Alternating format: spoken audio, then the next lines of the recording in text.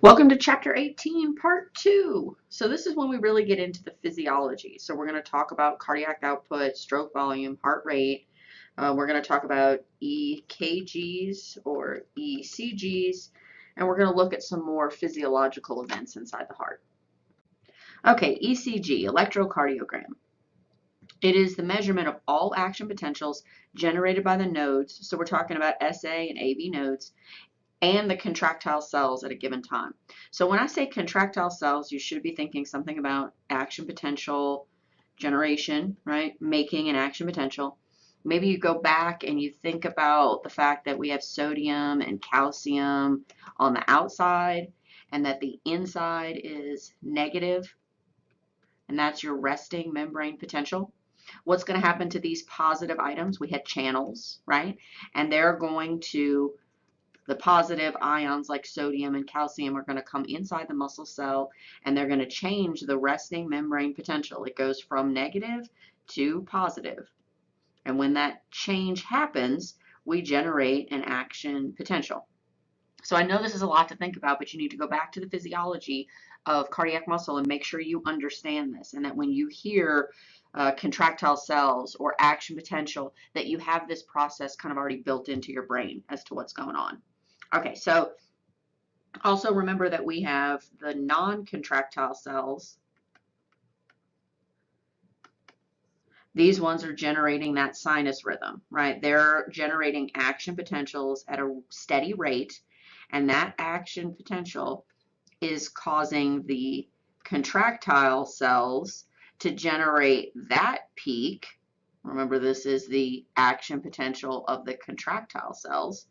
And then that causes the cells to contract. So hopefully we've gone through all that and we understand that before we move into the ECG. All right, so there are three waves. There's a P wave, a QRS complex, and a T wave. So the definitions sound really basic. You're going to have to expand on that a little bit. So it says P wave, depolarization of the SA node. So the SA node is going to fire, and that's going to cause depolarization of the muscle. That means you're changing it from negative to positive, right? The resting membrane potential. Second, QRS. This is when the ventricles are going to depolarize and the atria are going to repolarize. And then T wave, ventricle repolarization. So let's move to the image and see if we can make a little more sense out of this. Okay, let's look at this chart. First, let's look at the waves that we just talked about, and then we'll come back and look at each one specifically. So here's my P wave. You can see that there's a slight alteration, right? Then we see our QRS, really big peak here. And then we see our T. So what's happening here at the P? This is atrial depolarization. So if you remember, your SA node is going to fire, and that's going to cause your atria to contract.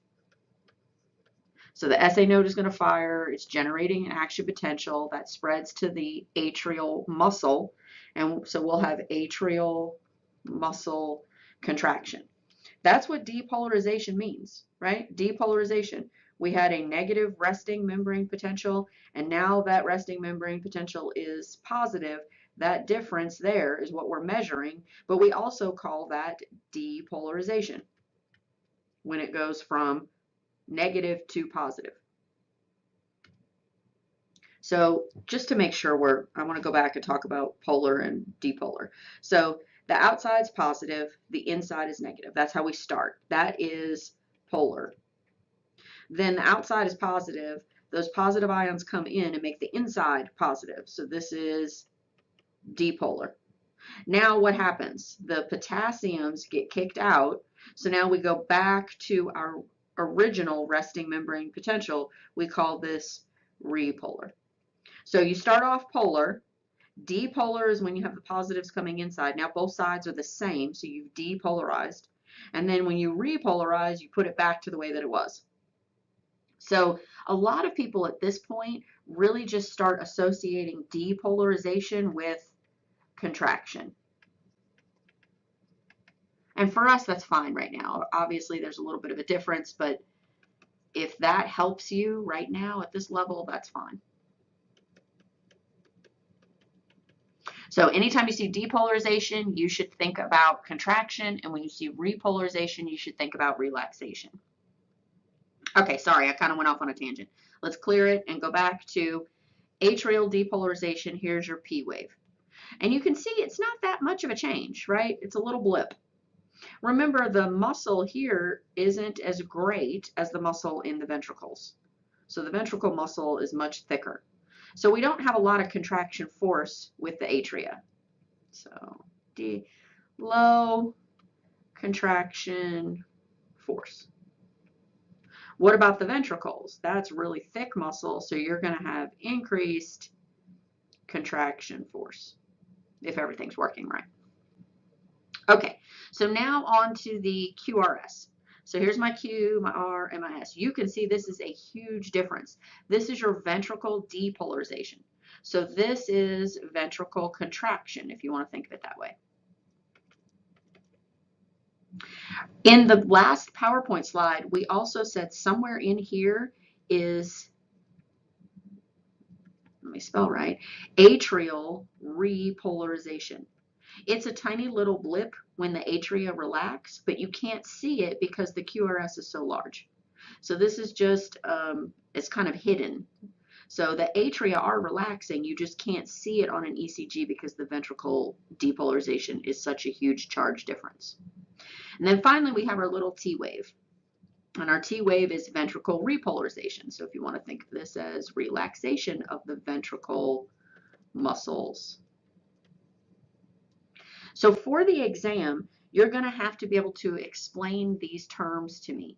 You can't just say P is atrial depolarization. You're going to have to say the P wave represents atrial depolarization and then explain to me what atrial depolarization means. So you should mention something about resting membrane potential being negative, changing to positive, and action potential being generated, something about sodium and calcium entering to cause this change. So try to put together a definition for depolarization and repolarization and check with me before the exam to make sure that you have it worded right. If you just say P is atrial depolarization, QRS is ventricle depolarization, and T is ventricle repolarization, you're going to get 2 points out of 10. So you really have to understand what the words mean, not just memorize stuff. To kind of walk you through step by step what's going on. So they're showing you the SA node is firing. Here's my SA node. Remember, this is a non-contractile cell. And it is causing an action potential to spread to the atrial muscle. And remember, the muscle is a contractile cell. And so this is the change difference as the action potential spreads along the atrial muscle. Then 2, with atrial depolarization complete, the impulse is delayed at the AV node. So we have a slight delay between the SA node and the AV node. Now the AV node is going to fire, and the AV node is going to cause, again, it's going to cause the spread of action potential. This time it's in the ventricles, and then you see your QRS wave. So ventricle depolarization causes the QRS complex, atrial repolarization is occurring. Now ventricle depolarization is complete. The entire muscle is depolarized. It is going to contract, right? And then you're going to have ventricle repolarization. And that's where we have our T wave. And then at the end, we start this whole process over again. So be careful. Don't just write this. I know some people will see this image in the book and they'll say, oh, I'll just write all 6 of these things and it explains what PQRST means. No, it doesn't. This is telling you the pathway that it moves through the heart. It's not explaining what atrial depolarization is. So kind of get away from looking at a figure and memorizing the bullet points. You have to be able to look at this figure and explain to somebody else what's happening without using the bullet points that are there. So let's look at some normal and then some abnormal or non-functional. So here we can see the P. Maybe I should do red. Here's the P, and then you have the QRS, and then you have the T. So P, QRS, T. And then what happens? Again, you have P, QRS, T. P, QRS, T. Okay, so we can keep following that, but that's a normal sinus rhythm. Here, don't read the top part, just wait a second and look here.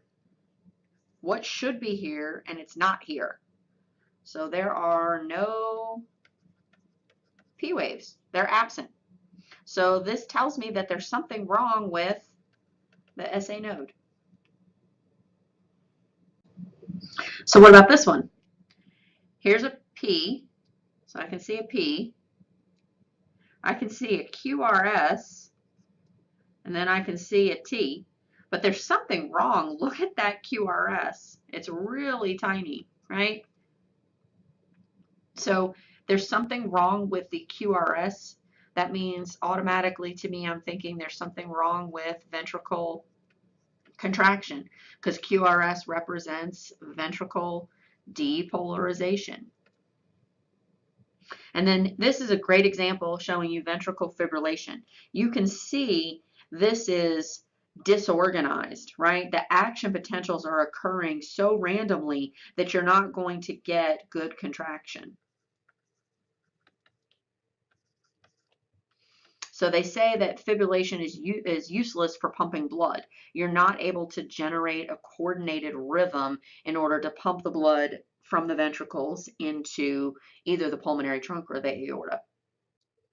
So nice little clinical slide here. We can look at an ECG and we can see some heart damage, or sometimes we can see just problems with the heart's conduction system.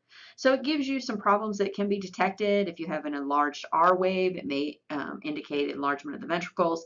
If you have a depressed ST segment, it could mean that you're not getting proper blood flow to the heart. Remember ischemia, low blood flow.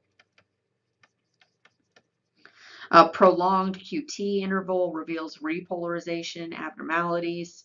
So something's wrong with the relaxation events.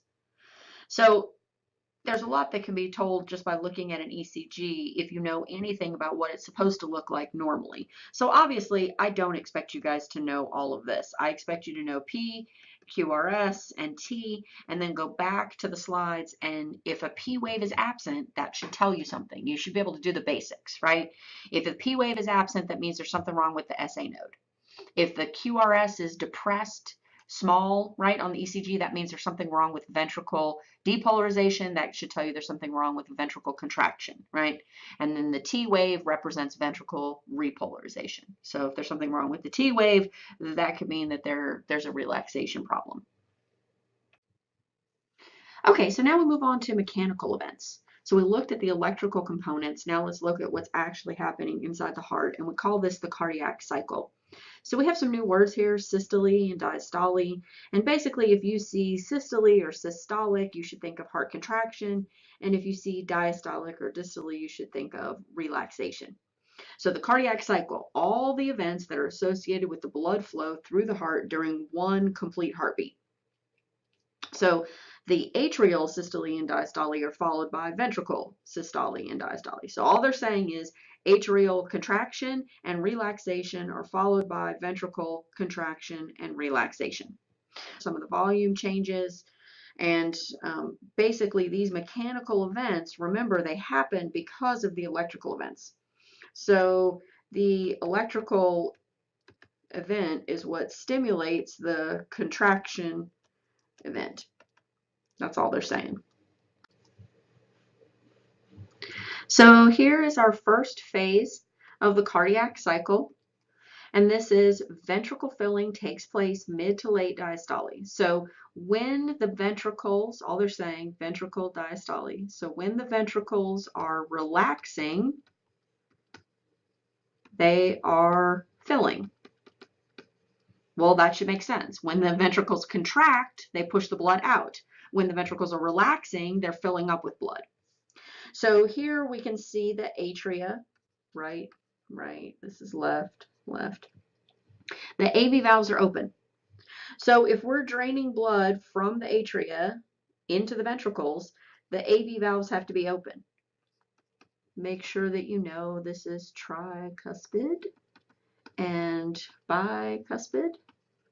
You can also say mitral. I'm okay with that. The SL valves are closed. So remember the semilunars have to be closed. And these would be pulmonary, I'm going to abbreviate, and aortic valves. So remember, when the blood's flowing, we don't want it to slash back up. We only want the blood to go into the aorta and the pulmonary trunk when the ventricles contract. So the SL valves are closed, the AV valves are open, and the blood is passively flowing into the ventricles.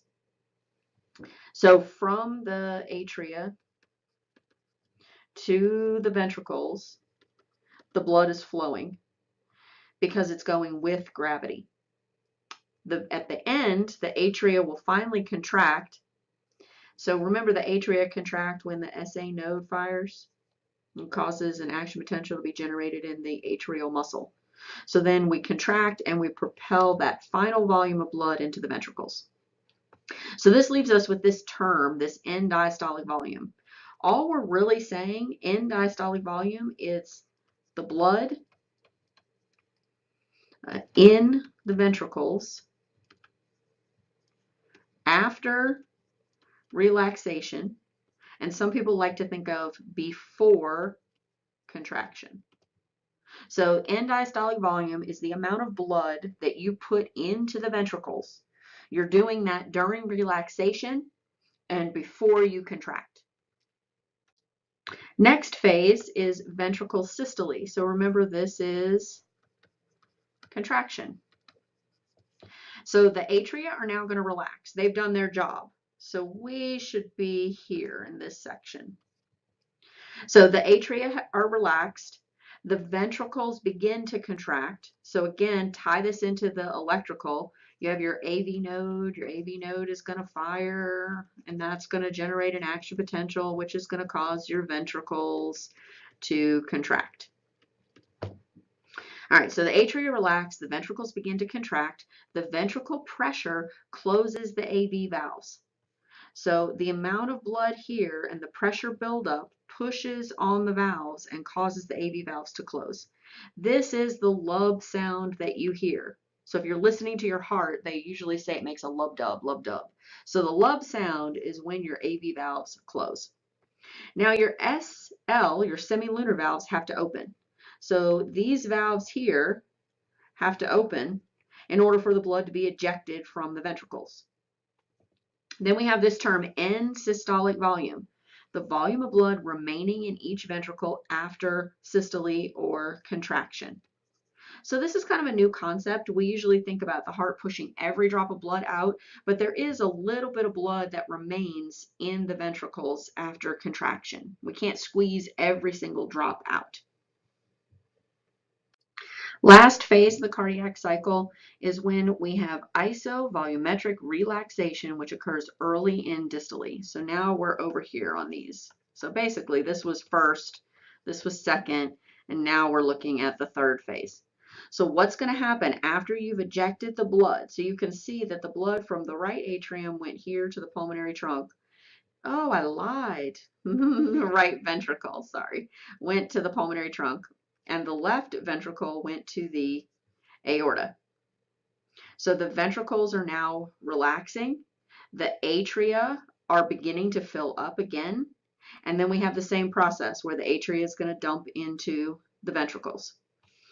The SL valves are closed. So after contraction, this was contraction, we push the blood up and out. What happens to the semilunar valves? They have to close.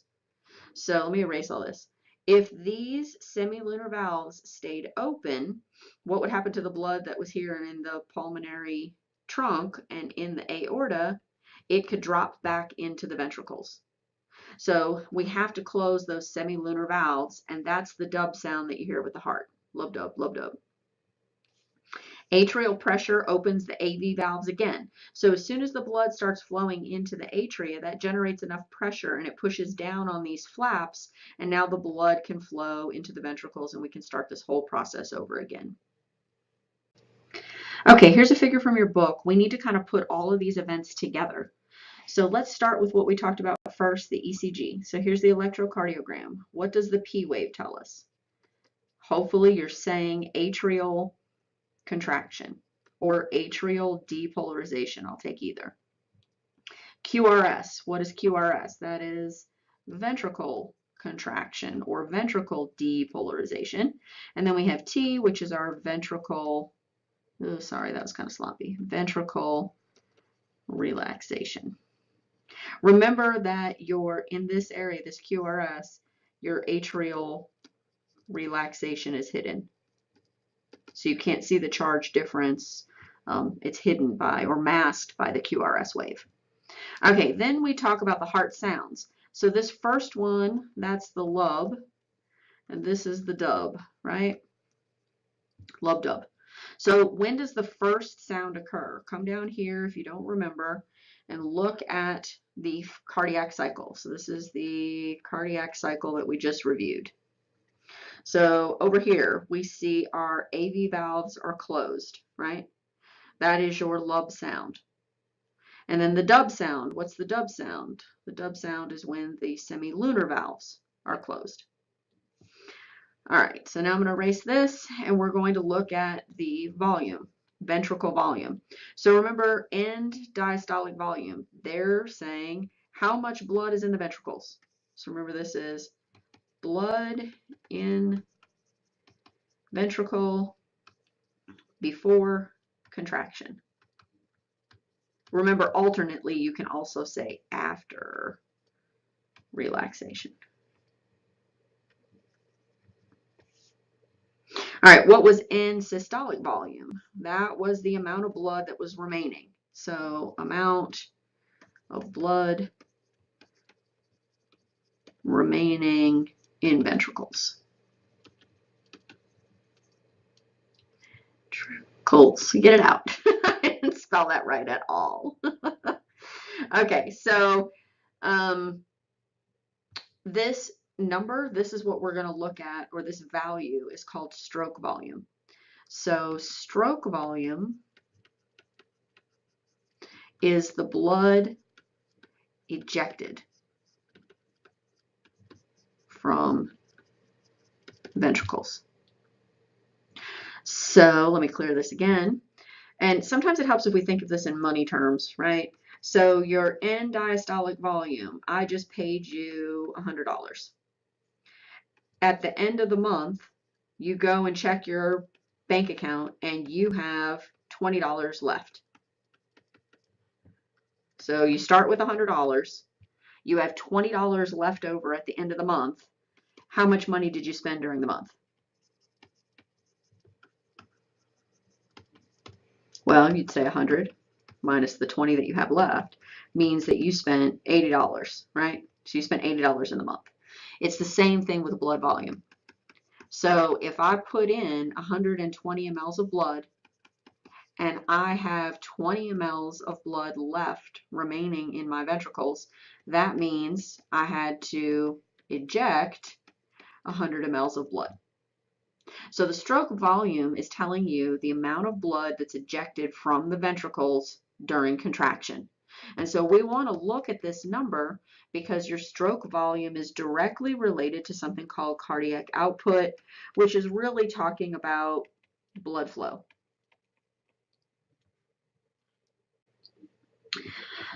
For heart sounds, I want you to be able to make the association that the first noise that you hear is when the AV valves close, and the second noise that you hear is when the SL or semilunar valves close.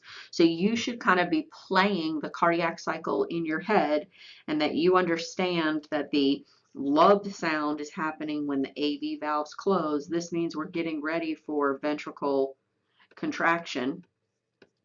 And the SL valves, when you hear, and that should tell you that the ventricles have just contracted. So the ventricles are now in relaxation. So kind of have some sort of association between the cardiac cycle and the heart sounds that you're hearing.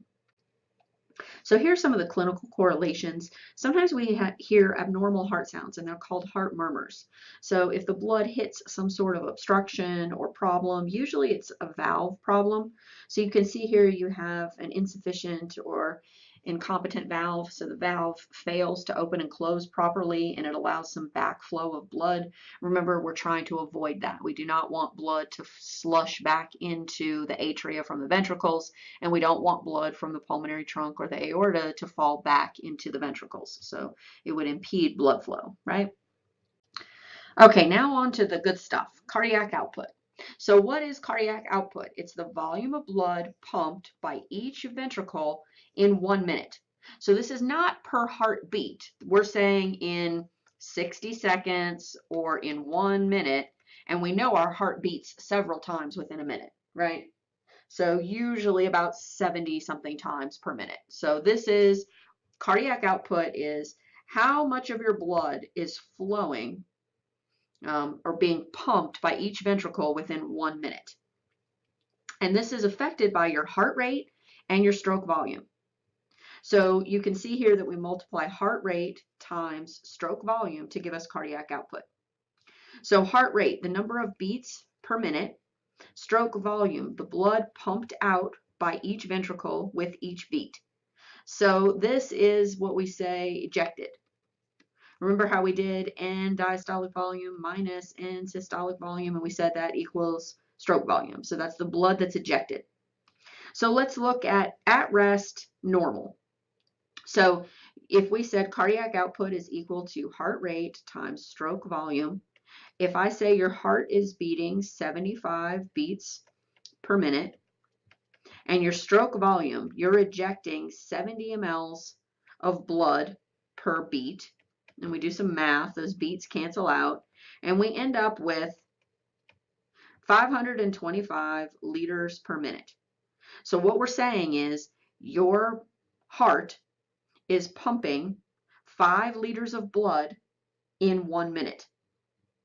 If you remember, this is about the equivalent of the volume of blood. So what was, you'd have to go back to the heart chapter, but the volume of blood we said was about 5 liters. So if we took all of your blood out, it's anywhere, it can be 5 to 7, I believe, male versus female. I usually say 5, somewhere around 5, if I just want to do an average. So what this slide is telling you is in 1 minute, your heart is pumping your entire blood volume. So that should be pretty amazing to you. But let's look at some other scenarios just to make sure we understand what these terms mean. Okay, on to cardiac output. Before we start, let's do our normal recap just to make sure, because we might have to refer to it. So what was our normal stroke volume? That was about 70 mLs per beat. And what was our normal heart rate? That was about 75 beats per minute. And then what was our cardiac output? We had 5.25 liters per minute, right? All right, so let's look at what happens if you have a hemorrhage. So if you're hemorrhaging, you have blood loss, right?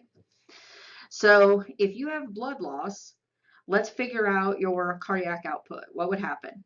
So the heart rate is going to increase. So right now you're losing blood. Your heart's going to try to speed up to make sure your tissue gets adequate flow. So you're going to have increased heart rate to make sure that your tissue gets oxygen. All right, you're bleeding out. All right, now we go to stroke volume.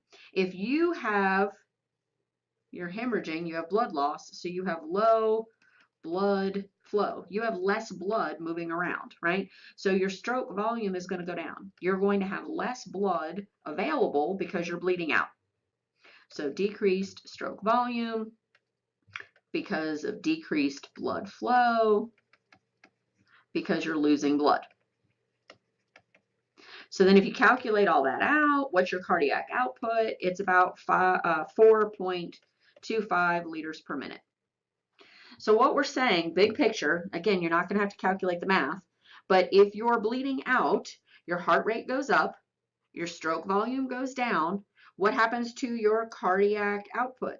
So this number compared to this number, it's obviously lower. So you're delivering less blood to your tissue, your heart is pumping less blood to your tissues, however you want to think of it. All right, let's do a marathon runner. So we have to do two different values. We have to do a marathon runner when he's running. So when I say marathon runner, I'm really saying somebody that does a lot of cardiovascular exercise, right? They're constantly working their heart. So marathon runner while running. And then we'll look at a marathon runner at rest. And hopefully we'll be able to see that there's a benefit to doing cardiovascular exercise. All right, so if you're a marathon runner while you're running, so what's going to happen is we all know that because of sympathetic, right, fight or flight, or when you're releasing adrenaline, your heart rate's going to go up. So he's running a marathon. Let's say his heart rate goes up to 150 beats per minute. We also know this because when you're at the gym, they've got those little machines, right? If you're on the treadmill and you'll see people grab the bar and it tells them their heart rate or their heart beats per minute. And you're supposed to get your heart rate above a certain threshold in order to really be working your heart out, right? So we should be kind of familiar with elevated heart rate while working out. All right, stroke volume. With stroke volume, if your heart is beating faster, you're probably going to be ejecting more blood. So this is, remember, blood ejected from the ventricles. So blood ejected from the ventricles. So if you have more blood being ejected and your heart is beating faster, what do you think is going to happen to your cardiac output? Hopefully you're realizing your cardiac output is going to go up. So just quickly look at this compared to what our normal was. Cardiac output 22.5. Up here we had our normal cardiac output was about 5 liters per minute. So we're doing more than 4 times the amount of cardiac output. All right, so now let's do a marathon runner at rest. So this marathon runner at rest, I'm going to do it up here. He's done running the marathon. He's completely relaxed. He's sitting at home on the sofa the next day. So if you do lots of cardiovascular exercise, this is why it's good. So your stroke volume is about 90 mLs, and your heart rate is about 60 beats per minute. Hopefully you remember when we talked about heart rate being lowered with the heart, we said if you do a lot of cardiovascular exercise, your resting heart rate is lower. Your stroke volume is increased. So your stroke volume is increased, your heart rate is lowered, your cardiac output, if we calculate this out, is about 5.4 liters per minute. This is very close to this. But if you remember, our heart rate was 75 beats per minute for normal, and our stroke volume was about 70 mLs. So if you're a marathon runner at rest, you have reduced heart rate, you have increased stroke volume, and your cardiac output is the same as somebody else, somebody who's normal, somebody who doesn't run marathons, who just has a normal cardiac output. So you're not compromising cardiac output. You're still getting the same amount of blood flow, but your heart is having to work less hard, right? It doesn't have to beat as many times. And your ventricles are contracting with greater force and pushing more blood out of the ventricles. So a marathon runner at rest has the same cardiac output as a normal person, but their heart is not having to work as hard. So these are kind of the big picture things that I want you guys to think about. You will not have to do calculations, but you have to tell me if I'm bleeding out, what's going to happen to my heart rate and my stroke volume and my cardiac output. Why is cardiovascular exercise really good for us? Because at rest, our heart is having to work less hard and we're getting the same cardiac output or same blood flow as somebody whose heart is working harder. Okay, this bottom part is what I wanted to focus on. We already covered this. So cardiac output is affected by factors leading to the regulation of stroke volume and the regulation of heart rate. All they're saying is what we already know. If you change heart rate, you change cardiac output. If you change stroke volume, you change cardiac output. So now all we're looking at is what factors can cause changes in heart rate and stroke volume. Okay, what are some of the factors that can regulate stroke volume? Well, I have these down here. So these are three main factors that can affect stroke volume. Preload, I think of this as the amount into ventricle. Contractility, so how forceful is the contraction, ventricle contraction. And then afterload, and we're going to come back and talk about this. I need to show you a figure from the book, but basically this is talking about overcoming aortic pressure. So I'll give you a better overview of that in just a second, so hang on. So this is what we already know about stroke volume, right? We know that it's end diastolic volume minus systolic volume. So remember, end diastolic volume is the blood that goes in. And so blood in heart. And what's the end systolic volume? It's the blood remaining. So what's the systolic volume? This is the blood ejected. So they're saying in diastolic volume, if that's the blood that goes in, that's affected by how long the ventricles are relaxed and the blood pressure going back to the atria. The end systolic volume, remember that's the blood that remains in the ventricles. Well, that should be directly affected to ventricle contraction. So if your ventricles contract with greater force, you might be able to get more blood out. And if your ventricles do not contract with enough force, you're going to have less blood. So let's look at these three main factors. Preload, the amount of stretch of the heart muscle before contraction. So there is an optimal stretch, and we also look at the venous blood returning from the heart. So again, preload is the blood going into the atria, and then that fills directly into the ventricles. So if you have increased preload, you're going to have more blood in, you're probably going to have more blood ejected out. Contractility. So remember that we're talking about calcium and epinephrine, and they can both increase contraction. They can cause, like, remember, the more calcium you have, that's where we had that sustained action potential, that plateau, right? And then we have some negative inotropic. So this basically has to do with contraction. So positive, what they're saying is if you have increased calcium, you're going to have increased contraction. If you have increased epinephrine, increased contraction. Here's some of the negative ones. What if you're taking a calcium channel blocker? Well, that would result in lower calcium. So what do you think is going to happen to your contraction ability? It's going to go down. So your ventricles are going to contract less. If your ventricles contract less, you're going to have less blood ejected. If your ventricles contract more, you're going to have more blood ejected. Now here's the afterload. This one gets a little tricky. So ventricle pressure that must be overcome before the blood can be ejected from the heart.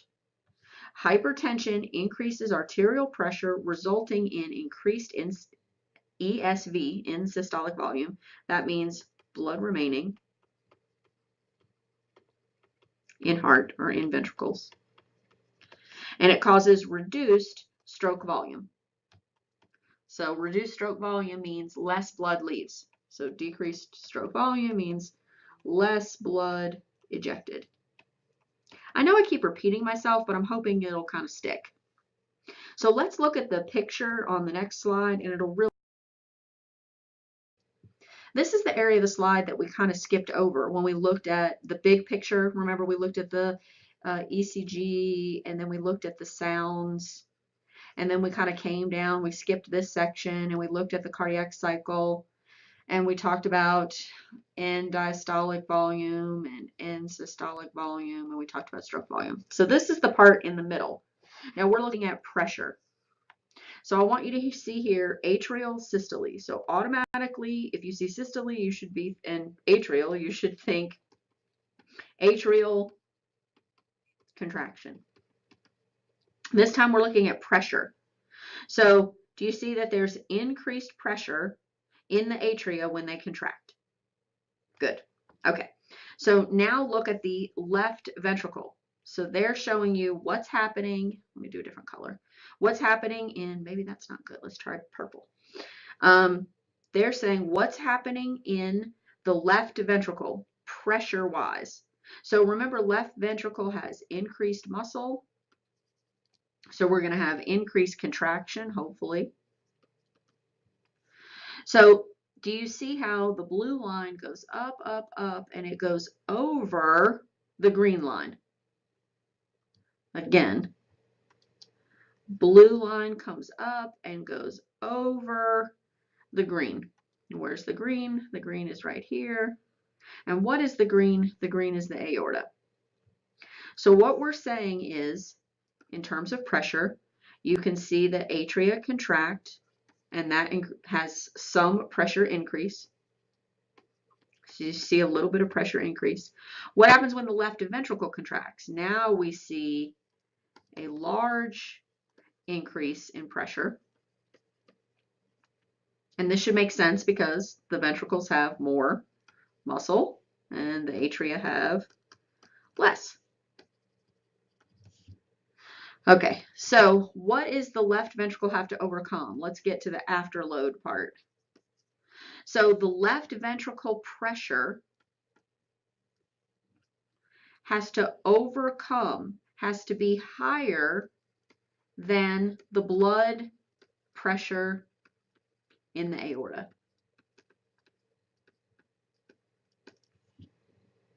So remember, when they show you these images, these guys are empty. Nothing is ever really empty, right? This is happening so quickly, but when we teach it, we kind of show it in steps. What they're saying is when these ventricles contract, specifically the left one is what we're really focusing on here, that it has to overcome the blood that's already in the aorta. So blood pressure of the blood in aorta. So in order for the blood to move into the aorta, you have to overcome the pressure of the blood that's already in the aorta. So basically, if you're under higher pressure, you're going to displace that blood. So let's imagine this is all filled. There's blood already in the aorta. In order for the blood to move from here into the aorta, it has to be under higher pressure than the blood that's already in the aorta. Hopefully that made some kind of sense. So the factors that can regulate heart rate are a little bit easier. We can understand these a little bit more. So here are the factors that can regulate heart rate. So we have our autonomic nervous system, chemicals, and other factors. I'm going to show you on the next slide. But let's just read this. So if the stroke volume decreases because the heart is weak or there's something wrong with the blood volume, cardiac output can be maintained by increasing the heart rate and the contractility. So if you want to keep your cardiac output maintained, to the normal standard, you can increase your heart rate. So if for some reason your stroke volume is low, and this could be due to blood loss, like our hemorrhage that we saw, or your heart is weak, right? If we want to maintain cardiac output, all we do is increase our heart rate and we'll get close to a normal cardiac output. So let's look at these factors.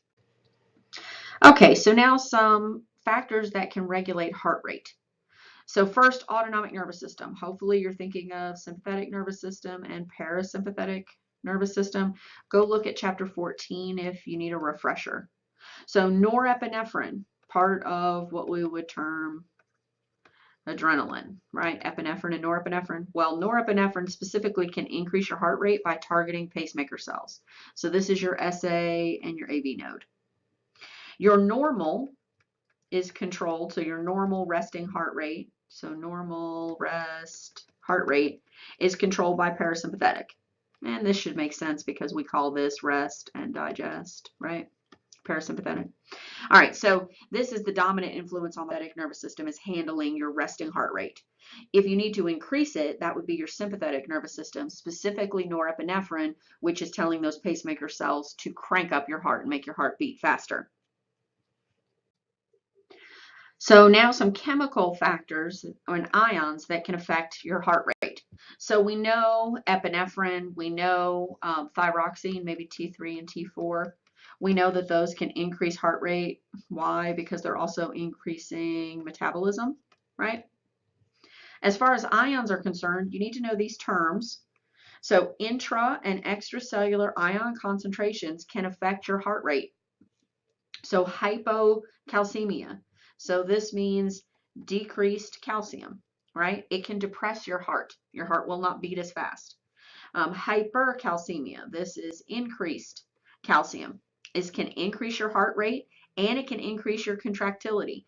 Go back to that action potential, that calcium induced plateau.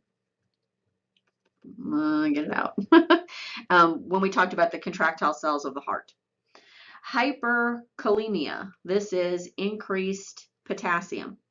So if you have increased potassium, it can alter the electrical activity, which can lead to a heart block or cardiac arrest. So remember, this increased potassium has something to do with setting your resting membrane potential.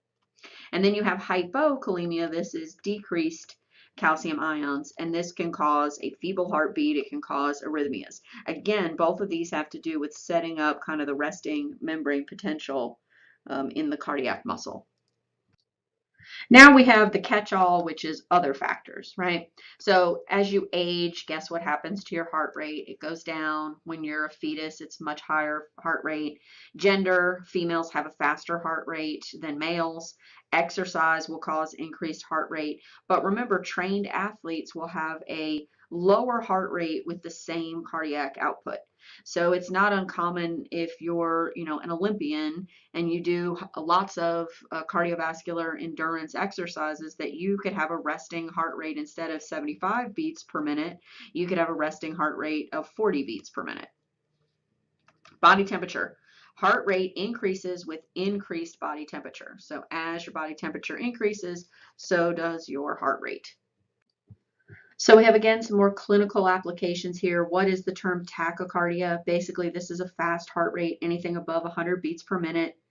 If it's persistent, it could lead to fibrillation. Remember, that's the useless contraction, useless pumping of blood, however you want to word it, from the heart. So basically, the heart is beating too fast in order to control ventricle and atrial contraction. Can we give you drugs? Yes. So we could give you those calcium blockers, right? We can give you drugs that would cause your heart rate to be lowered. Bradycardia, this is if you have a slow heart rate.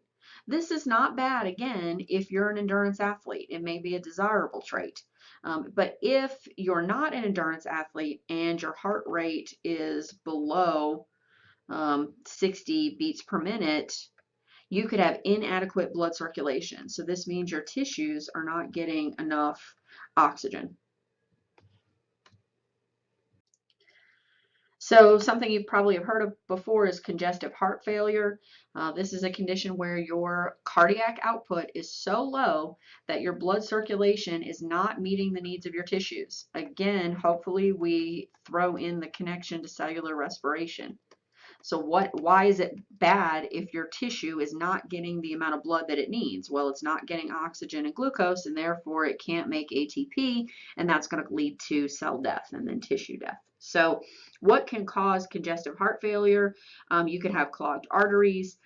You can have persistent high blood pressure. Basically, this is going to cause muscle weakness. You can have multiple MIs, so heart attacks that would lead to scar tissue, and this will cause decreased force of contraction.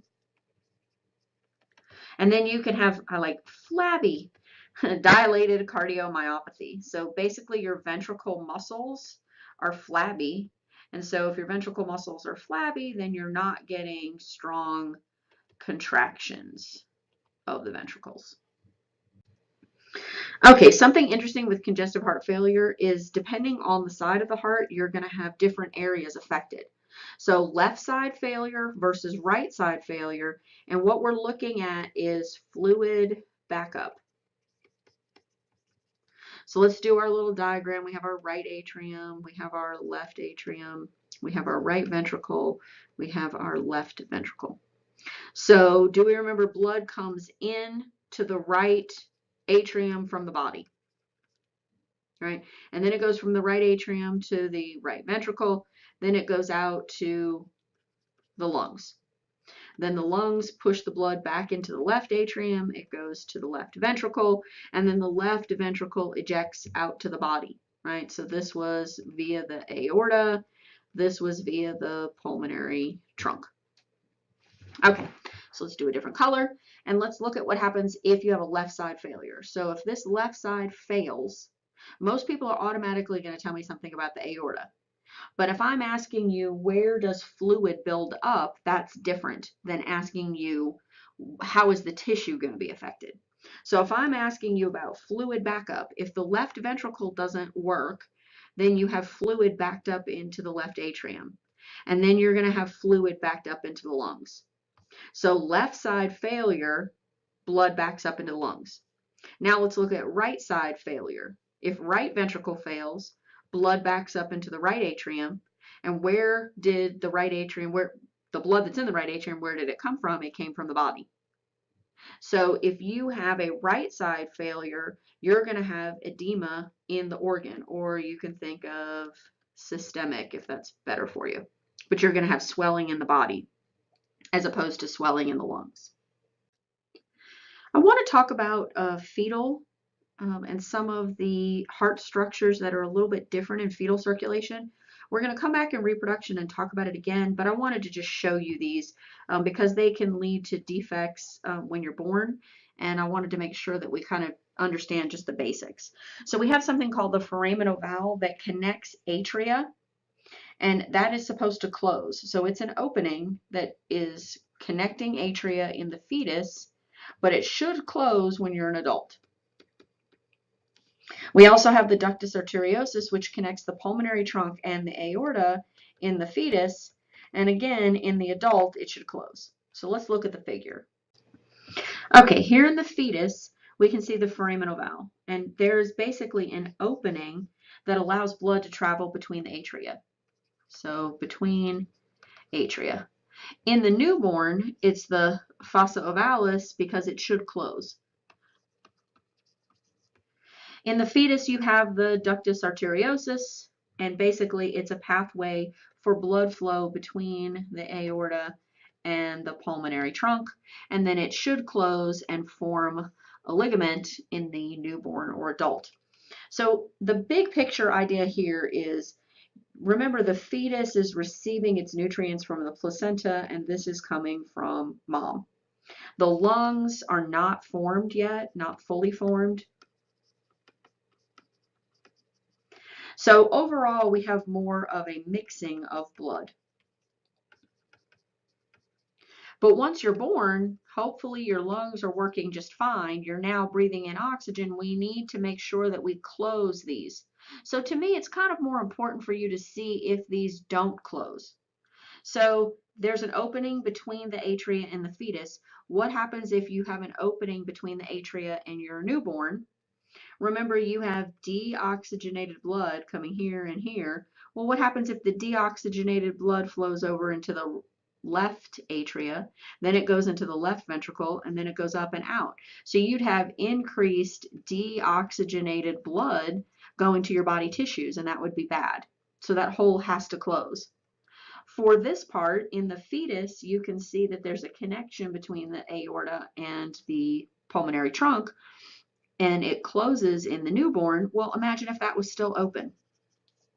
You'd be pumping deoxygenated blood to the lungs, and some of that deoxygenated blood would get into the aorta. So again, you'd have the same problem where you'd have deoxygenated blood being pushed into an area that's supposed to be oxygenated. So we'll come back and talk about these when we get to chapter 28. Since we're mentioning blood flow now, I just wanted you to see that there are some differences between fetuses and newborns.